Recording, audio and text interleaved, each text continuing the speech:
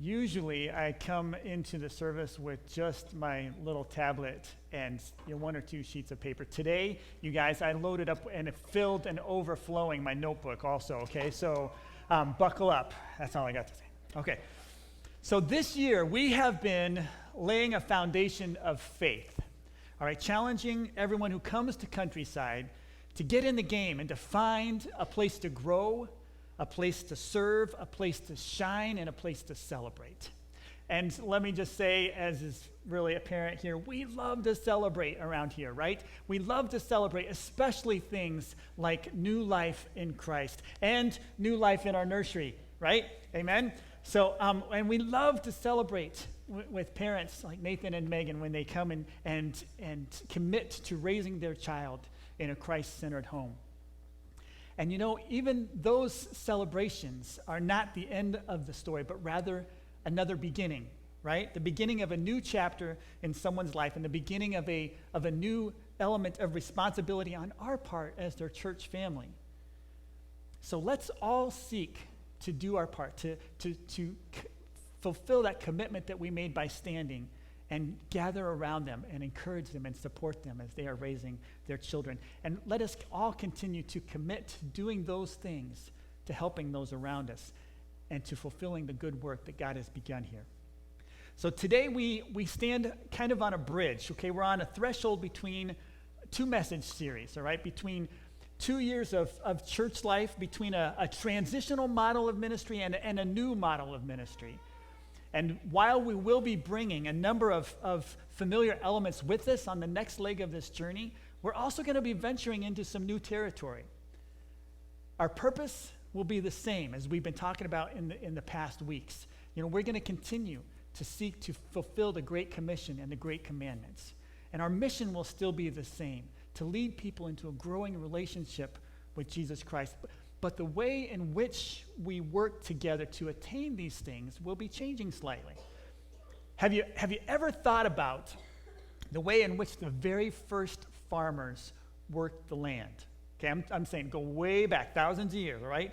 First farmers that ever worked the land. And they didn't have all the marvelous tractors and combines and planters and fertilizing machines that we do now, right? How did they do the work?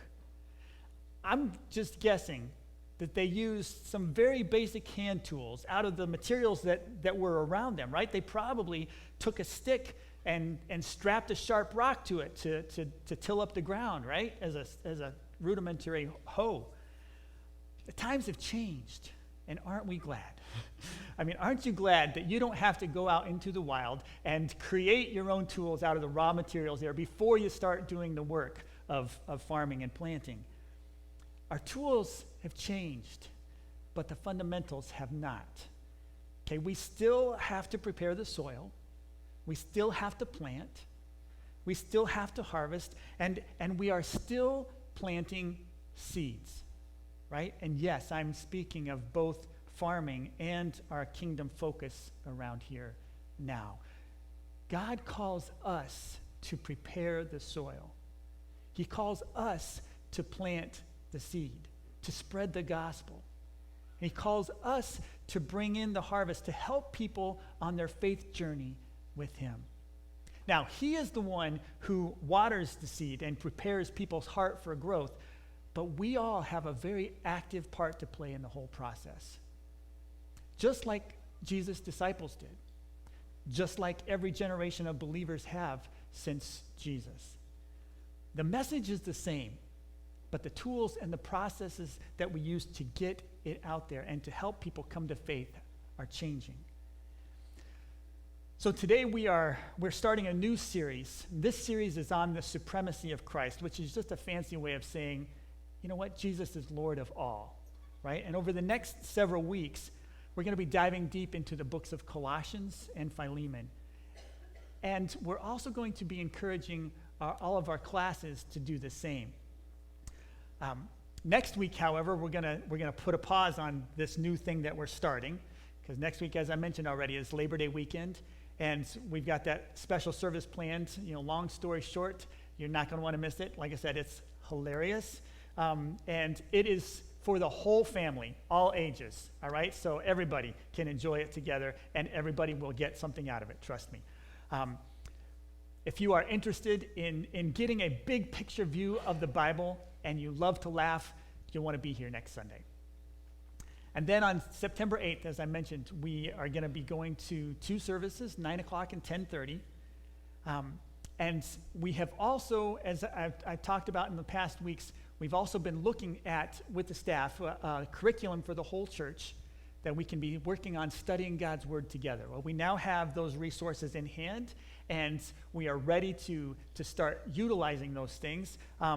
So I want to just make mention of those things really quick, all right? So we have materials. If you're a teacher, come see me.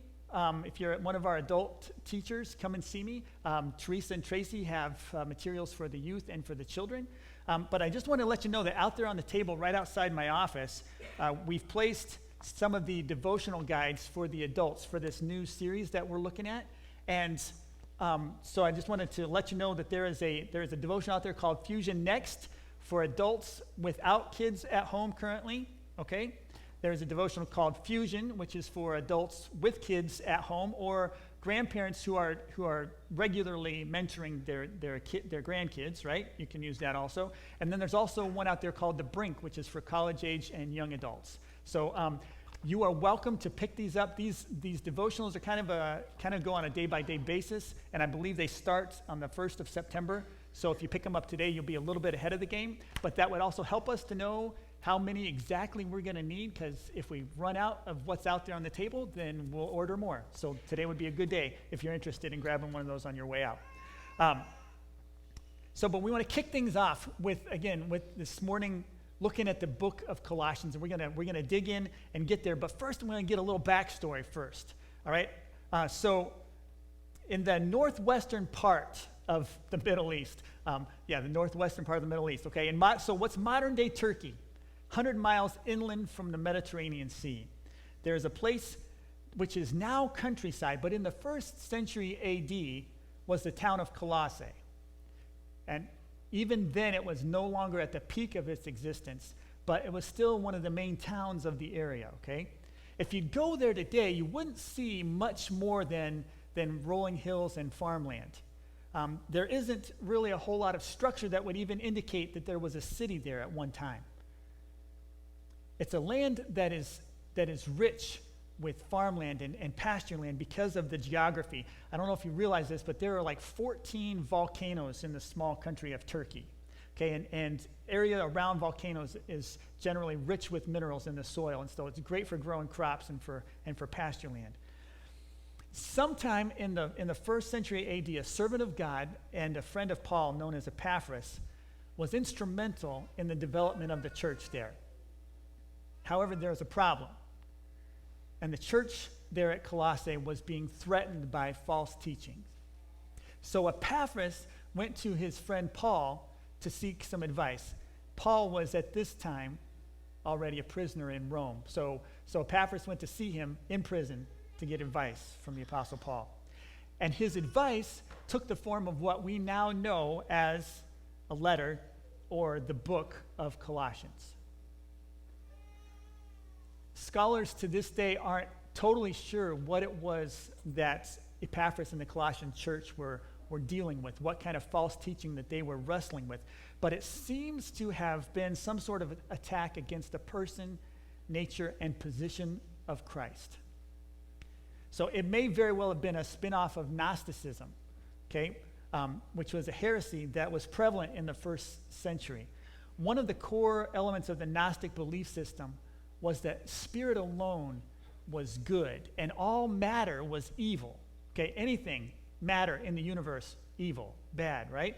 So as a result, the Gnostics believed that God himself would not have had anything to do directly with the creation of our universe because it is matter and therefore, according to them, evil.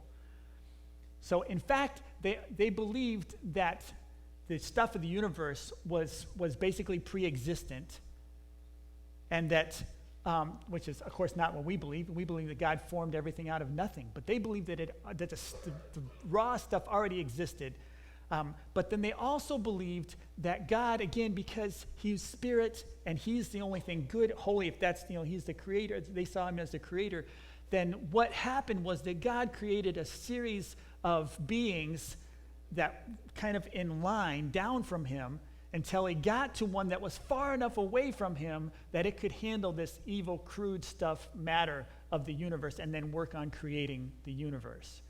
All right? Kind of like, if you think about it, kind of like creating a copy of a copy of a copy of a copy, right? So that's what their thinking was, that this is how it happened, that God created a copy. And you guys have seen those copies, right, that have been like run off way too many generations, and you can barely read what was on the original, right? So that's what they were thinking had kind of happened. And then also that this distant creation being from God really didn't know God, and so was hostile toward God. So able to create the universe, but not in really good at all in any sense. So that's some of the thinking that Paul and Epaphras were combating here as they were working through this letter of the Colossians.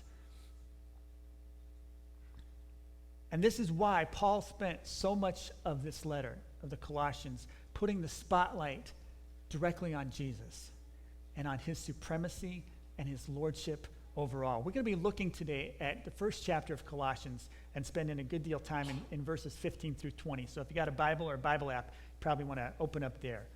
So this is what Paul says here after his greeting to the Colossians, and he's got some great things to say to them because they were a church that was doing a lot of things right, but he recognized that they were struggling with. So he doesn't waste a whole lot of time, but by verse 15, he starts getting into the lordship and supremacy of Christ. Let's read it.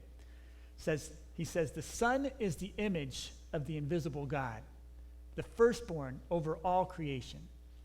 For in him all things were created, things in heaven and on earth, visible and invisible, whether thrones or powers or rulers or authorities. All things have been created through him and for him. He is before all things, and in him all things hold together. So we got so much good stuff packed into a little bit of space here. Let's just try to unpack it best we can in these next few moments. The Son is the image of the invisible God, okay? Paul's saying the Son is not some distant copy of God, some distant emanation from God, the word that they used. But he is the exact representation of the Father. Paul is saying that the Son, Jesus, is the image of the invisible God. This is exactly what God looks like in human form, in the person of Jesus Christ, okay? What God would look like with skin on, that's Christ. He's the firstborn over all creation. Notice he doesn't say not of creation, because Jesus, the Son, is not something that was part of God's creation, but rather part of God himself. And he goes on to say, for in him all things were created, things in heaven and on earth, and invisible and visible, whether thrones or powers or rulers or authorities. All those things have been created through him and for him. So this Son, directly connected to God in all his holiness and goodness, was central in the creation process. He was there in the midst doing the creating. In him all things were created, Paul says. The goodness of God was there doing the work in the creation process. Verse 18 says, and he, Jesus, is the head of the body, the church. He is the beginning and the firstborn from among the dead, so that in everything he might have the supremacy. For God was pleased to have all his fullness dwell in him, and through him to reconcile himself to himself all things, whether things on earth or things in heaven, by making peace through his blood shed on the cross. Okay, so we have Jesus, God incarnate, God in the flesh, fully God and fully man, who was active in the creation process. And Paul is assuring us that this Jesus is the head of the church, the beginning of everything, victorious even over death, so that he might have the supremacy, that he might be Lord of all. And it is this Jesus, the Son, the second person of the Trinity, who was also central to the reconciliation process by shedding his perfect blood on our behalf. There truly is no one like Jesus. Not ever. Ever. No one even comes close. I want to show you really quickly what close looks like, okay? I want you to check out this video clip of the swimming, women's 100-meter freestyle swim at the 2016 Olympics. Check this out. The final of the women's 100 meters freestyle. Simone Manuel of the United States was in lane 3. 16-year-old Penny Oleksiak of Canada was swimming in lane 5. Kate Campbell of Australia had set the quickest time in the semi-finals. She got off to a fast start, swimming in the yellow hat in lane 4.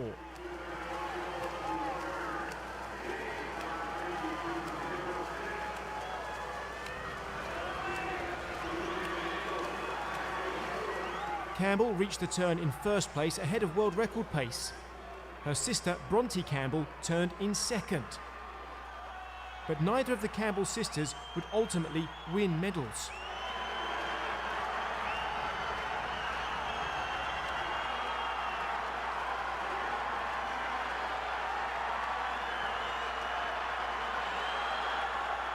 The first two swimmers would touch the wall simultaneously. It was a dead heat between Simone Manuel of the United States and Penny Oleksiak of Canada. They had both recorded an Olympic record time of 52.70 seconds.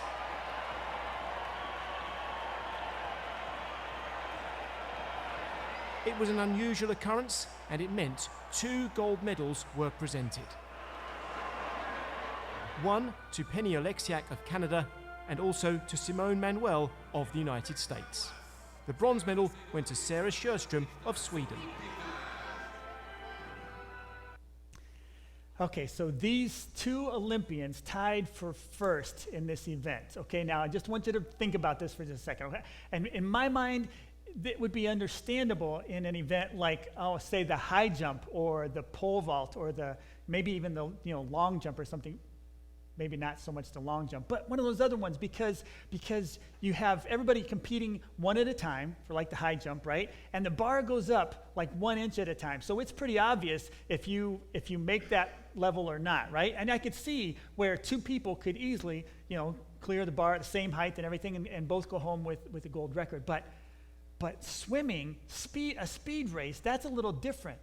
I mean, back in the day, all right, we were using our eyes, but now here in 2016, we've got all this incredible technology that measures exactly when people cross the line or when they touch, right? When they touch the wall, like in this case. Our technology now in this event allows us to measure the results to 1/100th of a second. Okay, that's fast. Try this for me. Blink your eyes as fast as you can.